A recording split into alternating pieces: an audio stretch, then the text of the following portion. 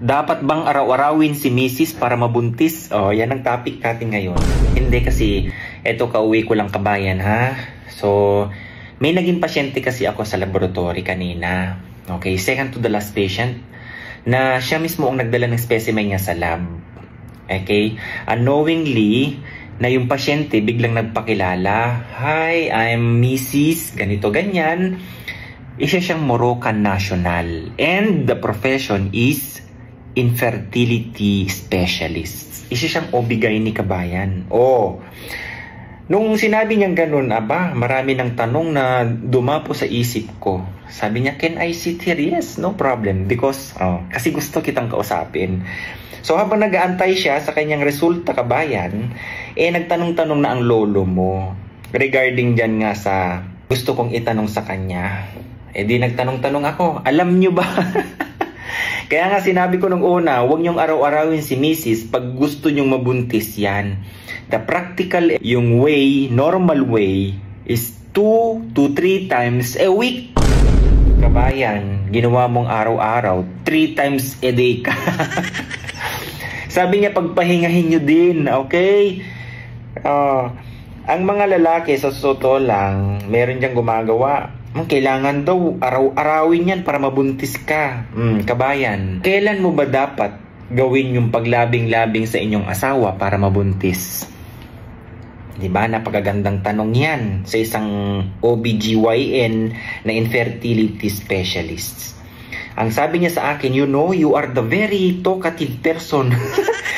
First talkative person who spoke to me. Okay? And asks more question about anything under OBGYN. So, tinanong ko siya.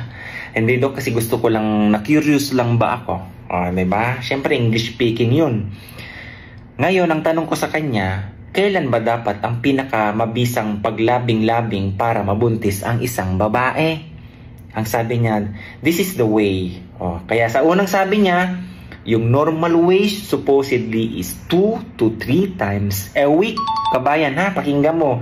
Ikaw Brad ha, huwag yung panay bira ka ng bira dyan.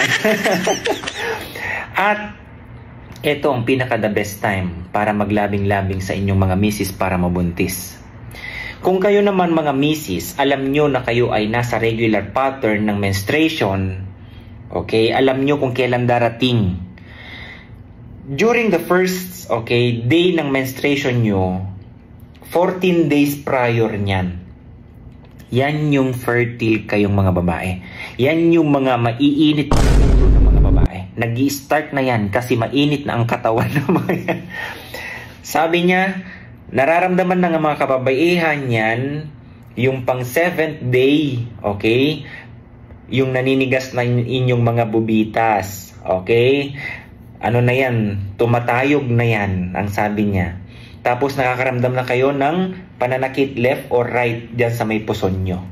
According to OBGYN po ha, correct me if I'm wrong kung ano yung sinabi niya. So ayun, tinanong ko rin, paano kung irregular menstruation? Sabi niya, kailangan nilang i-correct yan. Kasi mahirap talaga yan, matsambahan. Hirap, kailangan magpaalaga kasi isang OBGYN para alam nila kung kailan ka nagre-release ng egg. So kabayan, may sinabi niya sa akin na pwedeng inumin ng mga kababaihan. Actually, hindi ko pa kasi buong nabasa yung journal kaya hindi ko pa maibigay ngayon. Regarding sa menstrual disorder and hormonal parameters. Kumbaga, regarding sa PCOS. Okay? Yung PCOS, Polycystic Ovary Syndrome. May sinabi po siya dyan. Which is, nung sinearch ko, oo nga, may journal. So, ngayon, preliminary lang ito. Bukas ko na i-vlog yan. Which is magandang topic, kabayan. Kung ikaw irregular, meron kang nodules, meron kang mga dyan sa loob ng inyong mattress. At to, maganda tong isang studies na ito. Okay?